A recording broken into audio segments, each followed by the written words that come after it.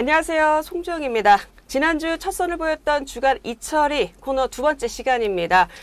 오늘도 이철이 전 청와대 정무수석 모시고 이번 주 정치권 전망 분석해보도록 하겠습니다. 어서 오세요. 안녕하십니까. 아니 첫 방송 나가고 주변 반응 어땠어요? 글쎄 뭐 지난주는 제가 감기 때문에 네. 하도 골골해가지고 네. 주변을 돌아볼 여유가 없었어요. 아주 힘든 한 주였어요. 아니 저희는 자체적으로 첫 출발이 되게 좋다. 그랬어요? 예, 이렇게 다행입니다. 평가를 내렸어요. 네, 다행입니다. 왜냐면 이제 각 언론사에서 저희 네. 이제 나는 정치이다 이제 주간 이철이 코너 엄청 그 인용을 많이 했거든요. 그랬어요? 예. 그래서 뭐 일단 순항했다. 근데 이제 개인적인 성격상 뭐 네. 이런 거 또 긍정적으로 말씀 안 하실 걸 알기도 하니까.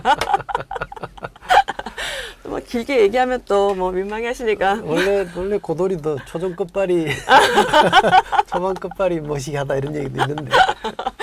근데 이거 이제 쭉 이어가야지 또. 아, 그럼 제가 또 폐는 안 끼쳐야죠. 아, 네. 네, 네. 아니 저희가 또 그런 걱정은 없습니다. 고맙습니다.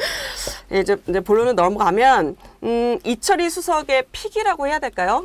이번 주 정치권에서 가장 눈여겨볼 이슈 뭐라고 생각하세요? 글쎄 요즘 정치권의 가장 핫플레이어는 윤 대통령이실 텐데 순방 나가시잖아요. 네, 오늘 이제 과거에는 순방 나가면 꼭 뭔가 한 뉴스를 만드시긴 했습니다만 네네. 뭐 조심하신다고 보고 그러면 아무래도 민주당이 단독 국회 네. 상임위 위원장들을 강행할 거냐 말 거냐 네.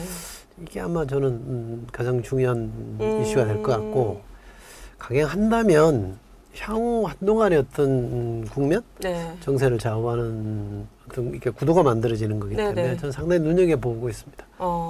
그 원구성 말씀해 주셔서 오늘 이제 본회의 예정이 돼 있는데 말씀하신 것처럼 이제 민주당이 오늘 본회의에서 사실상 11개 상임위원장은 뭐 단독 선출할 걸로 뭐 사실상 기정사실화 돼 있는 것 같은데 지난번에 이제 나오셔서 제가 여쭤보니까 일단 그렇게 가는 거에 대해서 좀 민심이 좋겠냐라고 여쭤봤더니 일단 개문발차해서 개혁 법안에 대해서 좀 결과를 내는 게 이제 총선 민심이지 않겠냐라고 말씀하시는데 그 수순으로 이제 가고 있는 것 같아요. 근데 이제 윤상현 의원 같은 분은 뭐라고 얘기하냐면 그럼에도 불구하고 이제 파시즘이다, 뭐 다수 독재다, 뭐 탄핵, 폭력, 혁명이다 이렇게 좀 강하게 비판을 하셨어요. 근데 이런 비판에도 민주당이 이제 선택할 카드가 이제 요거밖에 없었을까? 이게 결국은 이제 긍정적 평가를 좀 받을 거라고 그래도 보세요. 뭐 내부에도 고민은 있겠죠. 네. 파시즘이다 이렇게 단정하는 거는 좀 무리한 것 같고 이제 당 내부용 그 당 네. 내부용 어떤 네. 발언이지 않은가 싶고 그분이 이제 지금 목표하는 바가 네. 당대표 출마이기 네. 때문에 아무래도 이제 당대표 출마하시는 분들은 당원들을 겨냥한 메시지를 네. 많이 내야 되니까 강한 발언을 하시는 것 같고 11개면 이제 나누더라도 한 11개는 민주당 몫이니까 네. 그걸 하는 거 자체는 문제가 아닌데 그걸 이제 일방적으로 이제 단독 국회를 열어서 표결할 거냐 이 문제가 있는 거잖아요. 네. 만약 그렇게 되면 여당은 더 안 들어오게 될 거고 네. 그러면 나머지 이 7개인가요? 네. 또 그것도 강행하는 수순으로 가게 될 텐데 네. 이게 덕이 될 거냐 실이 될 거냐는 뭐 잘 따져봐야 되겠습니다만 우리가 통상적으로 보면 의회는 협의제 네. 좀 더 과하게 말하면 합의제거든요. 네. 의석에 따라서 나누는 구조였잖아요. 이걸 정착시킨 분이 사실 김대중 대통령이거든요. 네. 그러면 김대중 대통령이 어떻게 보면 민주당의 태두잖아요. 위로 올라가 보면. 그 네, 위에 그쵸. 또 있긴 합니다만 네. 태두인데 그분이 만들어 놓은 룰을 허무는 게 과연 어떨까? 그 부담은 없을까라는 게 하나 있고 또 의회라는 거는 기본적으로 300명이라는 국민의 대표가 모여서 하는 거기 때문에 가급적이면 협의제로 네. 운영되는 게 맞죠. 네. 물론 다수결이라는 게 원칙이긴 합니다. 그래서 모든 게 소수의 발목 잡기 때문에 안 되는 것도 문제이긴 합니다만 다수라고 해서 덮어놓고 무조건 밀어붙이게 하는 것도 문제거든요. 네. 그러면 어떻게 하라는 얘기냐 이렇게 물어볼 수 있을 텐데 저는 국민의 뜻을 존중하면 된다. 국민들이 봤을 때 그 정도 했으면 네. 어쩌겠냐. 다수결로 가자라는 시점이 올 테고 지금은 조금 이르다고 저는 판단이 됩니다. 그러니까 가급적이면 최대한의 노력을 해서 뭔가 여야 간의 타협을 통해서 같이 가는 모양새를 만드는 노력을 하고 그럼에도 불구하고 여당이 계속 안 된다라고 의기장을 놓으면 네. 그때쯤 되면 국민들이 그래 이제는 좀 뭔가 일을 해야 될 때 아니냐라고 판정을 내려줄 거라는 좀 보거든요. 근데 최소한 제가 볼 때 지금은 아닌 것 같다. 약간 좀 설익었다. 네, 좀 빠르다. 그래서 이제 그러면 보통 국회의장이 이제 여야가 좀 합의를 좀 더 해와라라고 해가지고 약간 이제 좀 제동을 걸어주는 게 사실상 이제 국회 원구성할 때 관례처럼 저희가 볼 수 그렇죠. 있는 네, 모습이었잖아요. 그런데 이제 그 우상호랜다 우원식 국회의장이 얘기하기로는 관례보다는 이제 법 시한에 맞춰서 이번에는 그냥 가겠다. 근데 이제 그 이유는 좀 있어요. 왜냐하면 국민의힘에서 예전과 달리 이제 그 협상 테이블에 이제 그 전혀 협상에 응하지 않고 있다. 국회의장조차도 국민의힘의 원내대표를 못 만나고 있다. 그렇기 때문에 뭔가 협의의 이 테이블을 만들어주기가 좀 어렵다. 이런 얘기는 좀 하고 있거든요. 근데 이렇게 되면은 국민의힘에서는 이게 이제 국민의힘의 전략일 수도 있는데 과거 21대처럼 다 가지고 가서 모든 책임을 져라. 근데 이렇게 되면 국민의힘도 상당한 타격이 좀 있을 걸로 봐야 할까요? 국민의힘은 뭐 지난주 제가 말씀드렸다시피 국회가 빨리 가동되는 걸 원치 않는 것 같아요. 네. 지금은 이제 불리한 이슈들이 많이 있기 때문에 가급적이면 네. 국회가 빨리 이제 천천히 가동되기를 원하는 게 그분들의 속마음이고 거기에 따라서 이제 전략이 이제 나오는 거라고 볼 수 있는데 그럼에도 불구하고 밀어붙이는 것만이 그러면 그 사람들의 전략이 안 휘말리는 거냐. 네. 그네들의 전략이 역으로 늦게 가동하는 게 전략이면서 다른 한편으로는 한쪽이 너무 일방적으로 밀어붙인다라는 거를 보여주고자 하는 생각도 있는 거거든요. 그러니까 우리가 약자다. 쟤들이 의석을 갖고 자꾸 이제 힘자랑하는 강자고 우리는 소수어석이기 때문에 밀릴 수밖에 없는 약자다. 이런 구도를 자꾸 만들려고 하는 거거든요. 네. 그러면 알지만 속는 게 또 다수의 의무이자 권리 중에 하나이기 때문에 저는 지금은 그 뻔히 보이더라도 네. 그래 하는 데까지 한번 해보자라고 가주는 게 옳다라는 생각이 들고요. 그리고 의장은 의장의 권위를 회복하는 노력을 해야 됩니다. 의장의 중립성이라는 거는 우리 정치가 만들어낸 역사적 성과거든요. 네. 김영진 의원도 그런 얘기를 했습니다. 우리가 어렵게 만들어낸 성과예요. 네. 당 총재가 모든 걸 하던 걸 바꿔서 그냥 당 대표제로 가고 또 원내대표를 거기에 준하는 힘을 갖는 걸로 격상시킨 네. 것도 그런 의미거든요. 정당 민주화의 한 측면이고 의회 민주화의 측면인데 네. 그걸 다시 과거로 돌리는 거는 온당치 않죠. 지금 이 시점의 필요 때문에 오랜 역사 동안 우리가 구축해온 질서, 이 구도를 허문다는 거는 너무 단견입니다.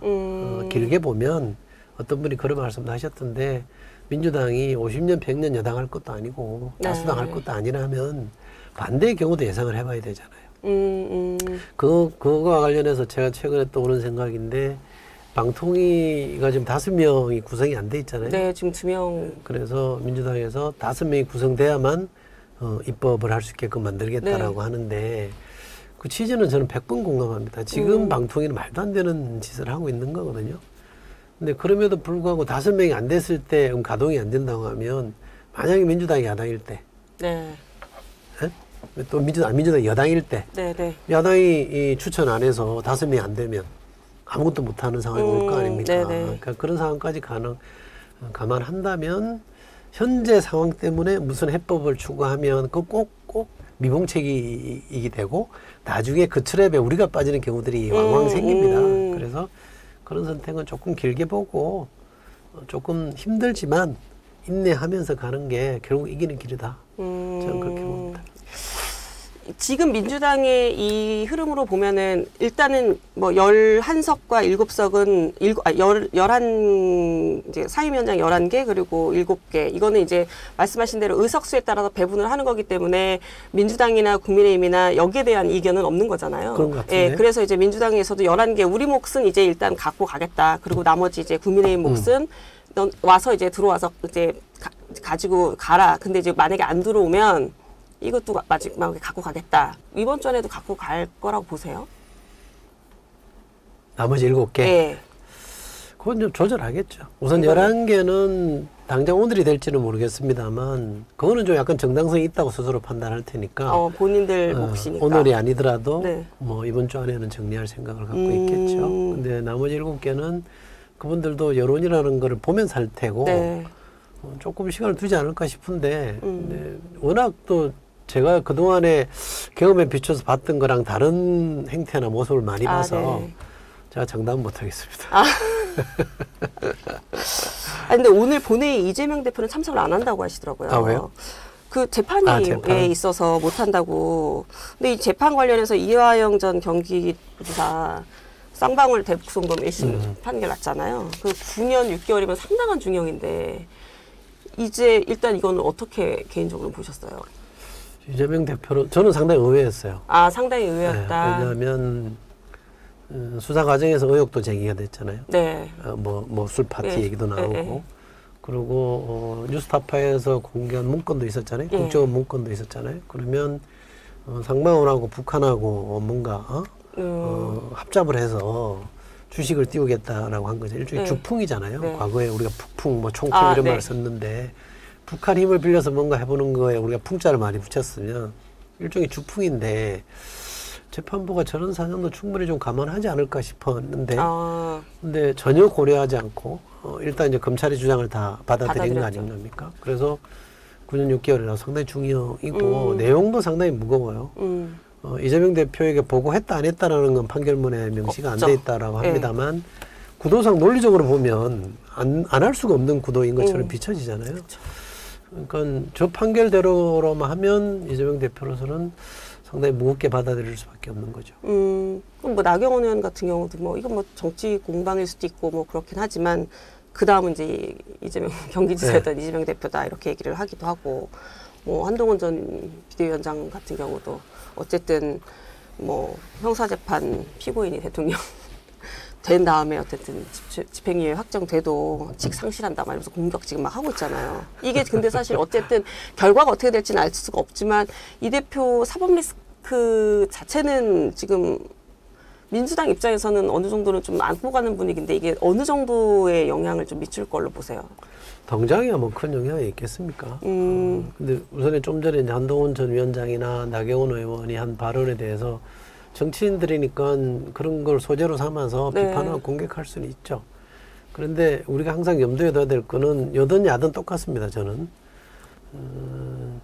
대법원 판결 이전까지는 무죄 추정의 원칙을 지켜야죠. 또 두 분 다 법조인 출신 아닙니까? 그러면 누구보다도 먼저 이거는 뭐 검찰로 본인이 기소한 사건이라고 할지라도 대법원에까지 가서 유죄가 확정되기 전까지는 다 무죄 추정이라는 큰 대원칙이 있잖아요. 그걸 저는 존중해야 된다고 생각하고 마치 유죄인 것처럼 전제로 해서 하는 거는 그건 인권 침해 아닌가요? 지금 1심밖에 안 나온 야당 대표를 떠나서 한 개인에 대해서도 그렇게 하면 안 되는 거라고 저는 생각하는데 어쨌든 그런 거는 조금 조심스러워야 될 대목이지 않을까 싶고 왜냐하면 지금 여당이나 정부는 검찰 출신이 만든 정부잖아요. 그러니까 검찰 국가라는 표현도 나오잖아요. 거기서 시작한 수사라고 하면 약간 정당성에서 오해받을 여지를 안고 들어가는데 그러면 더더욱이 말조심해야 될 상황 아닌가 싶은데 하긴 이런 것도 요즘은 참 별로 그런 거 고려 안 하고 그냥 얘기하긴 합디다만 어쨌든 그렇고요. 민주당으로 가보면 상당히 부담스럽긴 할 겁니다. 왜냐하면 이게 사실 실체적 진실이라는 거는 사실 아무도 모르는 거잖아요. 그래서 우리나라는 판사가 그거를 사실이 진실에 부합하느냐를 판단하는 권한을 판사가 갖고 있고 미국은 대배심을해서 갖고 있는 거라고 하면 판사가 그렇게 보면 그게 이제 팩트가 돼버리는 거잖아요. 게다가 이제 2심이 남아있긴 합니다. 1심에서 그렇게 봤다라고 하면 신경 쓰이는 대목이고 이재명 대표로서는 이제 대통령 되는 것만 남았는데 그쵸, 목표가. 그게 저게 얼마나 큰 장애물이 될지는 상당히 마음이 무거울 거예요. 말씀하신 것처럼 저기 민주당 지도부도 이 정도로 나올 거라고 예측 못했던 것 같더라고요. 저도 좀 전화를 해보니까. 그러면 더더욱 이제 아마 이제 뭐 표현이 어떻게 될지 모르겠습니다만 민주당을 이재명 당화는 최근에 당헌당규 개정하는 흐름도 보면 아마 그대로 갈 가능성이 있고 이재명 대표도 다시 출마 사실상 추대될 가능성이 있고 당에 대한 그립을 놓을 만한 여유가 이제 없어진 거죠. 더 강하게 이제 쪼아서 쪼인다는 표현이 어떨지 모르겠습니다. 그립을 행사하면서 갈 수밖에 없지 않나. 운신의 폭이 더 줄었지 않나 싶은데. 아니 그래서 오늘 조간 보니까 검찰이 이재명 대표 이번 주 뭐 기소할 수 있다 뭐 이런 추가 보도, 기소한다는 예, 추가 기소할 수 있다 이런 보도 나오던데 뭐 이건 좀 더 봐야 되는 거긴 합니다만 뭐 민주당 입장에서는 지금 뭐 그런 얘기 나오잖아요. 대북송금 검찰 조작 특별법 뭐 필요하다. 근데 이런 분위기 속에서는 민주당에서는 이 얘기를 이제 하고 있는데 좀 한 발 떨어져서 보셨을 때 이 특별법은 필요하다라고 보시나요? 지금 의혹이 제기된 부분은 상당히 심각한 사안이죠. 네. 사실은 검찰이 법을 집행하는 검찰이 만약에 그런 짓을 했다면 굉장히 심각한 사안인 것이고, 이거는 그렇게 검찰에게 칼을 맡긴 이유 자체가 용인이 안 될 정도로 심각한 사안인 거잖아요. 증거를 조작했다든지 네. 이런 거랑 비슷한 사안이라고 저는 보는데 그건 굉장히 심각한 사안이기는 맞습니다. 그리고 국정원의 문건이 폭로됐음에도 불구하고 네. 거기에 대해서 아무런 고려가 없다 그러면 그것도 저는 문제라고 생각해서 그런 사안만 보면 민주당이 대응하는 거 뭐 그럴 수 있다고 보는데 문제는 이게 이제 그 당의 대표가 관련된 사건인데 네. 판결이 나자마자 거기에 대해서 라고 하면 윤석열 대통령이 이 자기한테 불리한 수사를 하니까 그 수뇌부, 검찰 수뇌부라 날리겠다. 인사 조치한 거랑 뭐가 다를까? 그게 국민들에게 다르게 비춰질까? 결국 힘으로 눌러서 이걸 어떻게 좀 수사 방향이나 재판에 영향을 주려고 하는 거 아닌가라고 오해받을 여지는 좀 충분히 있다고 생각합니다. 그러니까 그 점도 만약에 본인들이 감안하고 우리가 민주주의에서 결국 정치인은 공인은 국민을 보고 살아야 되는 거거든요. 국민의 판단, 국민의 여론이 어디로 가느냐의 기준을 삼아서 움직여야 되는 거라고 하면 국민들이 그래 좀 의아스럽긴 하다라고 하지만 그거를 야당의 힘으로 특별법이나 특검으로 눌러서 그럼 저를 바로잡고자 하는 게 받아들여질까? 저는 이 또한 그럴 가능성도 있긴 합니다만 현재로서는 너무 이르다. 나는 그런 행동하는 거는 자기 권력을 가지고 뭐 여든 야든 대통령이든 야당 대표든 방탄용 아니냐 이렇게 비난하면 뭐라고 디펜스해야 될지 정황은 다 이해된다 이거죠. 저도 충분히 공감합니다. 그러나 정당하더라도 상황상 시기적으로 조금 부적절하다. 딱 그렇게 보이잖아요. 예, 과거에 문재인 정부 때도 왜 윤석열 대통령이 조국 장관에 대한 수사를 하니까 그 팀들이 다 이제 인사 조치했을 때 여론이 어떻게 반응했습니까? 안 좋게 반응했거든요. 그쵸. 근데 행정 권력이든 입법 권력이든 다 권력인 건 똑같습니다. 근데 권력이 어느 시점에 어떻게 작용하느냐는 쓰는 사람으로서는 굉장히 정당하고 온당하다 할지라도 결국 주권자의 최후의 심판자인 주권자가 봤을 때 저건 아니지라고 하면 그 소탐되시는 거잖아요. 예, 그런 점을 좀 고려하시면 좋겠다는 거죠. 지난주에 오셨을 때 제가 김정숙 여사 그 인도 방문 관련해서 얘기를 하면서 그 민주당 지도부는 적극적으로 디펜스하지 않는다라고 질문 드렸었어요. 그래서 의미 없다. 그 정도의 가치가 있지 않다. 그래서 정치적 논란이 되는 거에 대해 그 거리를 만들어줄 필요 없다 이렇게 말씀을 하셨는데 지금 이제 문재인 대통령 그리고 나서 그날 문재인 정부 청와대 출신 뭐 장관, 분들 다 나오셔서 적극적으로 이제 막 전방위 기자회견 하시면서 막 디펜스를 하셨단 말이에요. 그리고 이제 문재인 대통령도 이제 6년이 지난 일을 가지고 특검 주장하니까 한심하다. 정치 품격 가지고 정치적 이제 좀 품격을 가져라. 막 이런 얘기도 하시고. 근데 그럼에도 불구하고 전직 대통령까지 나섰는데 이렇게 지도부가 안 나서는 건 좀 문제가 있지 않냐라는 지적은 여전히 나오고 있거든요. 저는 당 차원의 대응은 꼭 해야 되는가 싶어요. 여전히 사안 자체가 그만한 사안이 아니다. 내용이 없다. 아, 그래요? 워낙 좀 억지스럽잖아요. 말도 안 되는 얘기를 하는 건데 자꾸 이제 장단에 맞춰서 막 서로 옳거니 설거니 하고 싸우면 싸움 자체가 커져버리면 내용과 상관없이 지켜보게 되는 거고 사람들이 뭔 일 있어라고 보게 되는 거잖아요. 당사자들이야 뭐 정말 저렇게까지 할 일인가 싶은 거고 그리고 그 당시 참여했던 사람들 장관이나 또 지금 지도부에 속해 있는 분 중에 한 분이잖아요. 그러니까 그런 분들이 나와서 적극적으로 해명하는 정도일 것 같고 여기서 만약에 정말 더 심각하게 사안이 더 나빠진다 그러면 당 차원에서 대응을 해야 되겠지만 아직까지는 저는 그럴 일은 아니다고 생각합니다. 일각에서 그 얘기도 있더라고요. 이재명 지도부가 참전을 하게 되면 김혜경 특검도 얘기가 더 나올 수 있어서 이거에 대한 부담으로 참전을 하지 않는다. 모르죠. 그 속내는 모르겠습니다만 그럴 수는 있겠죠. 이른바 이제 그 이재명 대표는 지난 정부의 어떤 과오? 네. 로부터 좀 자유롭고 싶다. 근데 나랑 상관없는 일 아니냐. 네. 뭐 이런 생각을 기재에 깔고 있다 이런 말씀도 하시던데 그거는 뭐 모르겠고요. 저는 네. 그 속내는 내가 잘 모르겠습니다만 꼭 그렇게 해야 되겠습니까? 과거에 대선 때 한 말씀도 보면 네. 지난 정부 문재인 정부랑 본인을 한 묶음으로 얘기했던 적이 여러 번 있었기 때문에 네.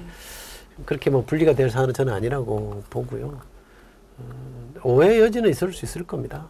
다른 사안 이재명 대표와 관련된 다른 사안에 대해서는 당 전체가 일사불란하게 네. 움직이고 예민하게 반응하고 기민하게 대응을 했는데 왜 지난 정부 일에 대해서만큼 이렇게 좀 네. 미온적이냐 그러면 두 개를 좀 다르게 대응하는 거 아니냐라는 비판이 나올 수는 있죠. 그것도 뭐 모르진 않을 것 같은데요. 김건희 여사 이제 다시 공개행보를 시작했어요. 아까 말씀하셨는데 윤 대통령 이제 뭐 오늘 순방 탄탄탄 중앙아시아 탄탄탄이라고 예, 합니까? 탄탄탄 순방 이제 중앙아시아 3국 순방길을 올랐는데 뭐 이게 이제 국빈 방문이기 때문에 뭐 여사가 가는 거일 수도 있는데 이미 이제 총선 이후에 공개 행보를 시작을 했고 이제 오늘도 이제 같이 가는데 이렇게 공개 행보를 총선 이후에 이제 점차적으로 시작하는 거에 대해서는 어떻게 보세요? 해야죠. 뭐 언제까지 숨어 있을 겁니까? 문제는 뭐 공개 홍보를 하느냐 안 하느냐 중요한 게 아니죠. 역할이 뭐냐. 사실 공개 홍보에서 사고를 친 경우는 별로 없잖아요. 아, 그렇죠. 보이지 않는 영역에서 사실은 뭘 하냐, 왜 과도하게 영향력을 행사하냐 이런 네. 것 때문에 논란이 되는 거기 때문에 거기에서 뭔가 이분들은 교정할 생각을 해야지 공개 홍보 안 한다고 해서 본인의 무슨 잘잘못이 없어지는 건 아니잖아요. 그러니까 사람들이 별로 보기 싫어하니까 안 나타난다 이렇게 생각하면 너무 이제 1차원적 생각인 네. 것 같고 영부인 이상, 영부인 하나의 제도인데 네. 그잖아요. 뭐 헌법에 명시된 제도는 아닙니다만 어쨌든 역대 영부인들이 해왔던 역할이 있다 그러면 그 역할을 어느 정도는 하는 게 맞죠. 그리고 외교상으로도 필요하면 해야죠. 네. 근데 딴 데서 사고 치지 않으면 좋겠다. 딴 데서 월권하지 않으면 좋겠다. 오죽하면 우리나라가 코어 프레지던시라고 합니까? 코어 프레지던시라는 얘기는 공동 대통령제라는 네. 거거든요. 우리 헌법은 한 개인이 대통령이에요. 공동 대통령제는 헌법 위반이에요. 그쵸. 그렇게 운영하는 것 자체가 헌법 위반이기 때문에 그렇게 하면 안 되거든요. 네. 그런데 사실은 뭐 지금 공동 대통령제라고 많이들 받아들이고 있잖아요. 그리고 과거에 박근혜 대통령 때 왜 박관천이라는 수사관이 네. 이 보고서 선거에 보면 권력서리 1위는 최순실이라고 나오잖아요. 지금 만약에 아마 그분이 보고서를 쓴다면 어떻게 쓸까요? 크게 다르지 않을 거라고 저는 생각하거든요. 그러면 이걸 바로잡아야 되는 거고 인사든 정책이든 네. 여기에 관여하지 못하게 하는 게 중요한 건데 거기에 대한 조치들은 아무것도 안 하잖아요. 나가서 하시는 건 뭐 열심히 하시고 제발 좀 그런 일 눈에 띄게 사람들이 이렇게 보여지는 데서 열심히 하는 걸로만 만족해 하시면 좋겠다. 그러니까 영부인으로서의 역할은 제대로 수행을 그대로 하고 다만 이제 지금 논란이 되는 것들이 있잖아요. 그래서 이제 뭐 참 얘기하기가 그렇지만 김건희 여사가 이제 포토라인을 언제 쓰냐 이 얘기들을 좀 가끔 전망하는 사람들이 좀 있어요. 그래서 뭐 6월에 이제 순방이 좀 있기 때문에 6월 중순까지는 좀 서지 않을 것이다라는 얘기들을 좀 하기도 하고. 그러는데, 이제 이 문제를 좀 어떻게든 국민이 갖고 있는 의혹을 좀 풀어야 된다. 이런 얘기들을 하는데, 개인적으로는 포토라인에 서게 될 거라고 보세요? 쉽지 않아 보이는데요. 저는 서야 된다고 봅니다. 굉장히 심플한 문제죠. 서야죠. 네, 그거, 그 이후에 수사를 검찰이 어떻게 할지는 모르겠습니다만, 일단 서야죠. 서야 되는데, 서야 되는 것과 서는 것과는 또 다르잖아요. 그렇죠. 그러니까 대통령이 뭐 짐작컨대 네. 고집을 좀 피우는 것 같은데 그리고 그 고집을 관철시키기 위해서 세우면 안 된다고 하는 행위자들이 또 있겠죠. 네. 그런데 검찰의 역사를 보면 과거에 YS 대통령 때도 그 아들을 포토라인에 네, 세웠던 네. 것 같고 구속까지 시켰잖아요. 네. 김대중 대통령 때도 마찬가지였습니다. 그건 이제 대통령의 결단이 있었던 그러니까요. 거죠. 그러니까 그때는 검찰이 고집을 피웠어요. 어떻게 해서는 이거는 구속 안 하면 안 된다고 네. 고집을 피웠기 때문에 결국 이긴 거란 말이죠. 지금 검찰이 그만한 결기를 갖고 있는지는 제가 모르겠습니다만 어쨌든 이 사안은 과거 정부에서 역대 대통령들이 자기의 피부치들 정말 눈에 나도 안 아플 정도의 네. 사람들을 검찰이 구속시키는 걸 다 양해하고 받아들였단 말이죠. 그럼 네. 지금 대통령 왜 안 되느냐. 그 검찰의 결기를 세웠던 사람 중에 하나가 지금 대통령인데 네. 그때는 그때고 지금은 안 된다? 그건 말이 안 되죠. 결국 세워야 된다고 생각하고 법 앞에 누구도 예외는 없다라는 걸 보여줘야 그게 법치국가인 것이고 그렇잖아요. 그래야 검찰도 바로 서는 거겠죠. 살아있는 권력에 대한 수사 그렇게 소리 높여 외쳤던 분들이 누굽니까? 지금 대통령이고 한동훈 전 위원장 아니에요? 그 지금 검찰에 끌고 가신 분들 아니에요? 살아있는 권력에 대한 수사를 해야 검찰이 살아있다. 검찰이 제대로 하는 거라고 노래를 불렀던 사람들이 왜 그 얘기를 안 합니까? 지금 시퍼렇게 살아있는 권력에 대해서는 왜 그렇게 꼼짝 못해요? 그러면 대통령이 결단을 하는 거에 영향을 미칠 만한 변수가 뭐가 있을 수 있을까요? 가령 그건 하나뿐이죠. 그 배우자의 결심밖에 없죠. 배우자의 결심, 지지율 이런 거는 별 의미가 없을까요? 꼼짝도 안 할 것 같은데 아, 제 생각에는. 그냥 왜냐면 선거도 없잖아요. 이제. 그냥 오로지 배우자의 결심. 나 나갈게 이러지 않는 이상은 안 움직일 것 같은데요. 그러면 그건 어떨까요? 국민의힘에서 대통령한테 뭔가 지난주에 오셔서 말씀하셨잖아요. 대통령이 가장 무서워하는 거는 청와대 계셔보시니까 여당이더라. 그렇죠. 이제 여당의 입김이라는 표현을 얘기해야 되나? 조언이라고 얘기해야 되나? 여당에서 그런 것들에 대한 어떤 충언? 제안을 할 가능성은 어느 정도라고 보세요? 일부 아마 있을지 모르겠는데 근데 전당대회를 앞두고 있잖아요. 그러니까 전당대회 전에는 하기 어려울 것 같은데. 전당대회 이후에는 대표가 누가 되냐에 따라서 좀 바뀔 수 그렇죠. 있다고 대표 보시는 누가 거예요? 되느냐에 따라서 여론이 좀 신경이 쓰이고 만약에 내년 초에 재보궐선거가 있다. 네.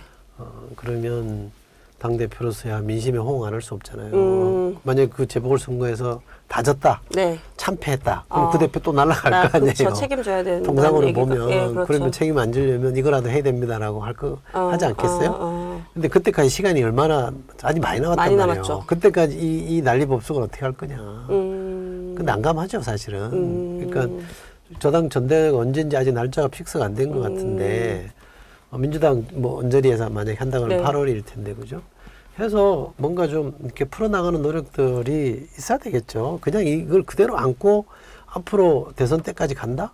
지방선거 때까지 간다? 그냥 불가능하다고 봅니다. 그 전에 어떤 식으로도 결판이 날 수밖에 없어요. 네. 그거는 윤 대통령이 힘으로 떠밀리든 네. 최악의 경우 떠밀리는 것의 최악의 경우는 탄핵당하는 것일 테고 네. 이 탄핵이라는 거는 국힘이 동의해주지 않으면 불가능한 탄핵이잖아요. 그렇죠. 최소한 그렇죠, 몰리다 그렇죠. 보면 그까지 갈 수도 있는 가능성까지 최대 그까지 갈 가능성도 있기 때문에 이거는 버티면 버틸수록 윤 대통령이 이기기 어려운 사안이다. 만약에 이번에 검찰이 꺾여서 그냥 네. 이걸로 적당히 덮었다고 쳐요. 그럼 이게 다시 재현이 안 될까요? 윤 대통령 임기 끝나면 다시 문제가 안 될까요? 다시 나오죠. 어떤 식으로도 나올 수밖에 없습니다. 그럼 그때는 어떻게? 그러니까 제가 이걸 어떻게 뒷감당하려고 하는지를 잘 모르겠다. 그림이 또 보이는데. 그잖아요. 과거에 그냥 덮었던 사건들이 다 드러져 나왔잖아요. 네. 김학의 사건 보세요. 그렇죠. 그렇게 말이 안 되는 것로 의거지를 2번씩이나 검찰이 덮었는데도 나오죠. 결국 나오잖아요. 그러니까 안 되는 걸 억지로 하면 결국 탈나는데 사달이 나는데 왜 저러는가. 그건 일종의 무대뽀로 고집 피우는 것밖에 없는 거 아닌가? 그러면 버림받겠죠. 버림받을 수밖에 없습니다. 전당대회 얘기 나와서 좀 여쭤보겠는데, 어쨌든 국힘에서 절충형 지도체제, 이건 이제 안 하는 걸로 간 것 같고, 이제 단일형 지도체제 유지하는 쪽으로 가다가 잡은 것 같은데, 이러면 이제 좀 어대한 얘기 나오는 상황에서 결국은 이제 한동훈 전 비대위원장이 나오는 게 굉장히 이제 가능성이 높아진 거잖아요. 나온다면 지지율이 상당히 높을까요? 제가 이거 왜 여쭤보냐면 당심 민심은 상당히 높을 거다. 근데 원심이 약하다. 누가 이 얘기를 하더라고요. 원내 의원들의 지지율이 약할 것이다. 이런 얘기들을 하시는 분이 계시더라고요. 그래서 상대적으로 지지율을 좀 고민해야 될 수도 있다. 글쎄요. 뭐 전당대회 원내 의원들의 비중이 얼마나 될까요? 그 논리의 그건 뭐냐면 TK 한 40%. 그러니까 그렇게 따지면 이제 TK의 구성도 이제 40%, 의원도 그렇고, 그럼 이제 그 비중들이 과연 한동훈 전 비대위원장한테 그 표를 몰표를 줄 것이냐, 그렇지 않을 수도 있다. 뭐 이런 국민의힘 내부 뭐 의원들. 모르겠어요. 그 내부 사정을 제가 뭐 속속들이 잘 모르겠습니다만 TK 정서라는 거, 우리 오랫동안 우리 정치권에 얘기했던 TK 정서라는 것도 과연 반 한동훈일까요? 지금 여당이나 여당 지지층 내에서는 윤석열 대통령 갖고는 안 되니, 그러니까 여당 내, 여권 내 또는 보수 내의 리더로서의 위상은 이미 저는 윤석열 대통령이 잃었다고 봐요. 리더로 인정을 못 받고 있잖아요. 보수 언론이 대하는 태도나 이런 걸 보면 이미 저 사람은 아니다라고 이제 판정이 나 있는 거예요. 그냥 현직에 있기 때문에 그냥 그럭저럭 이제 봐주는 정도인 것 같은데, 그럼 빨리 뭔가 새로운 구심을 찾고 싶어 하는 게 인지상정이에요. 어느 조직이든지. 그거를 어떻게 지금 추스리는 게 좋겠냐. 현재 정서로 보면 야당은 이재명이라는 절대적인 대권 주자가 있어요. 그리고 당도 171석을 가진 민주당을 확고하게 장악하고 있는 사람이 있어요. 근데 이쪽은 지리멸렬하단 말이죠. 그럼 거기에 맞대응할 사람이 누구냐. 그동안의 경험이나 이런 걸로 비춰보면 그럼 결국 한동훈밖에 없는 거 아니냐. 이렇게 많은 사람들이 생각할 거예요. 그것이 얼마나 유용한 카드인지는 그 다음 문제고 현재로서는 그렇게 본다 그러면 저는 그렇게 대세로 갈 가능성이 있고 어쩌면 국힘이 새로운 당으로 탈바꿈하는데 용산의 그립에서 벗어나서 새로운 당으로 가는데 한동훈 위원장이 차라리 나은 카드가 될 수도 있어요. 어차피 이제 계속 끌려갈 바에는 답이 없거든요. 그렇죠. 그러니까 다음 대선을 생각하면 이후 선거를 생각하면 국힘의 첫 번째 과제는 오롯이 하나예요. 딱 하나. 용산에서 딱 벗어나는 거예요. 자율성을 회복하는 겁니다. 거리 두고. 예. 근데 이걸 누가 할 거냐. 경험적으로 보면 지금 아무도 못해. 다 쫓겨나고 막 이랬잖아요. 근데 그나마 뭐 제대로 싸워보지는 못했습니다만 그나마 한번 버텨본 거는 한동훈 위원장이 지금 유일한 거 아니에요? 그리고 그 세게 부딪히는 유승민 대표나 이준석 전 대표는 당 밖에 아니죠. 유승민 대표는 안에 있긴 하죠. 있지만 좀 떨어져 있고 이준석 대표는 밖에 나가 있기 때문에 그럼 그 안에서 어디에서 아직 국힘 지지층이 유승민 대표를 한번 가보자 이럴 정도까지는 아닌 것 같아요. 조금 더 위기의식이 심화되면 저는 그렇게 갈 가능성도 있다고 봅니다만 아직은 아닌 것 같아서 그러면 현 단계에서 선택할 수 있는 카드는 한동훈이지 않을까 싶고 그건 용산의 의지랑 상관없어요.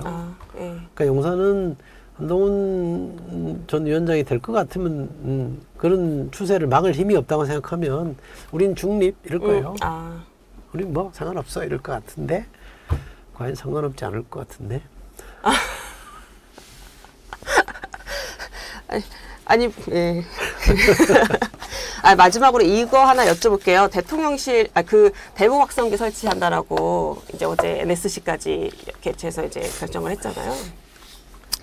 근데 이 북한이 오물풍선 이제 살포하면서 이제 4차례에 걸쳐서 살포를 했는데 저희가 이 오물풍선이 올 때 한 번도 이걸 막지는 못했어요. 그래서 그 연합사 부사령관 출신이신 그 민주당 김병주 의원이 뭐라고 그랬냐면 이건 우리 정부의 허점을 노출한 거다. 이거를 막질 못했다.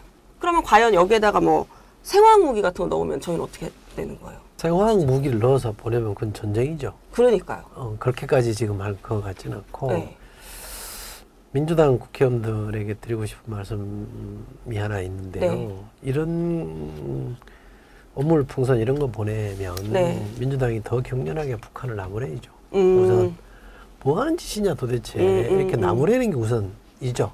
그렇잖아요.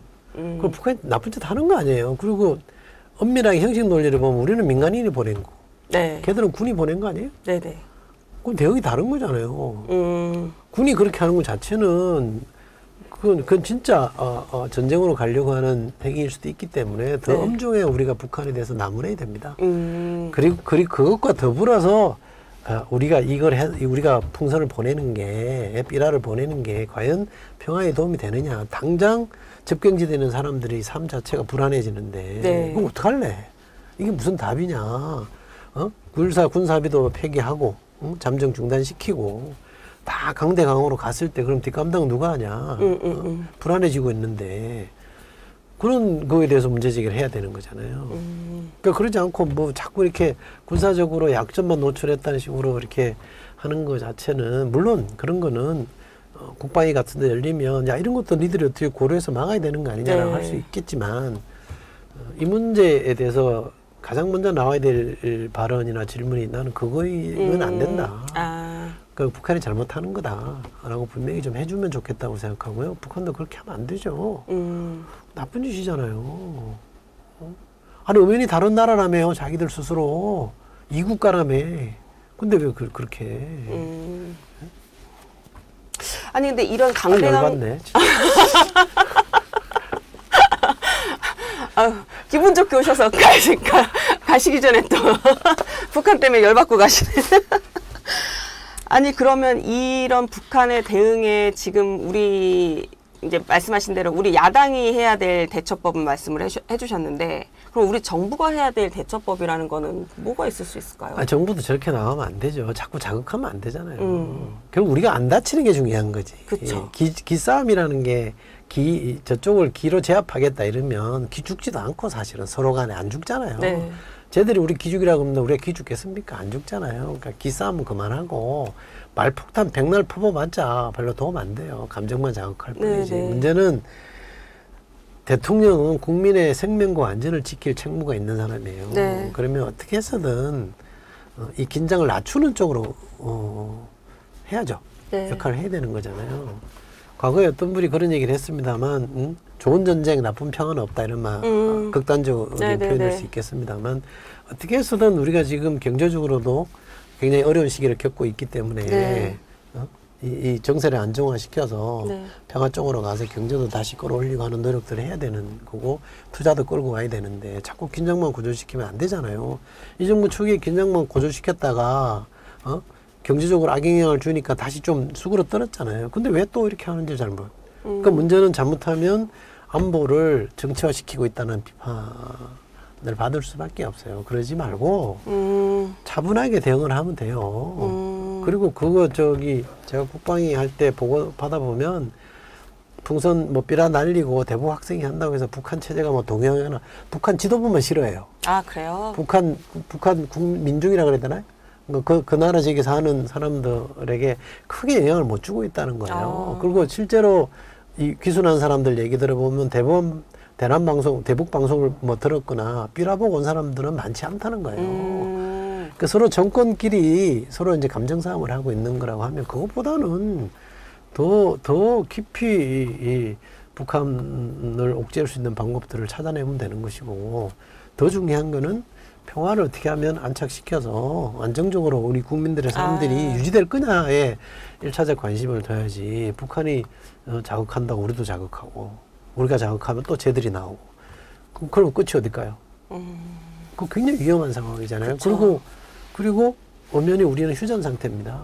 맞아요. 네. 아직 어떻게 보면 전쟁 상태예요. 전쟁이 잠시 멈춰져 있는 상태이기 때문에 극도로 조심을 해야죠. 그래서 역대 대통령들이 다 긴장을 완화시키는 쪽으로 노력을 해왔던 거 아닙니까? 네. 그리고 우리가 한미 동맹을 그렇게 강조하는 이유도 안정을 위해서 이 평화를 유지하기 위해서 그 얘기를 하는 거지 그렇죠. 전쟁하자고 그 얘기 하는 건 아니잖아요.